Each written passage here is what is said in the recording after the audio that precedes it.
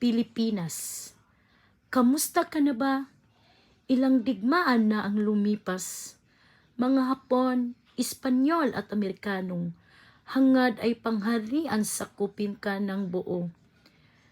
Nakikiramay ako sa iyong mga anak, mga sugatang bayani sa labanan ng laya. Pinagmalupitan ng mga dayuhang mapaangkin, ngunit di sumuko, di natakot lumaban. Ipagmamalaki ko isa akong Pilipino, sa dibdib ko'y umaapaw ang pag-ibig sa iyo. Isang dalagang morenang kayo manggi, mayaman sa kagandahan at talentong di mapapantayan. Pilipinas, minamahal kong bayan, anong nangyayari sa ating kabataan? Dati ang dalagang marangal, ang palday mababa, ngayoy mataas na ang laylayan. Tila iba na ang diwa.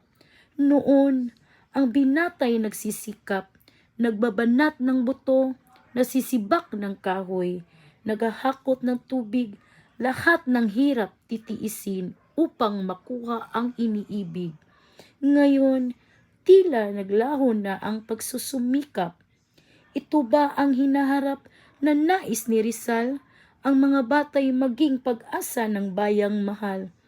O kay hirap tanggapin ang pagbabago ng panahon, ngunit sanay di maglaho ang dangal ng ating nasyon.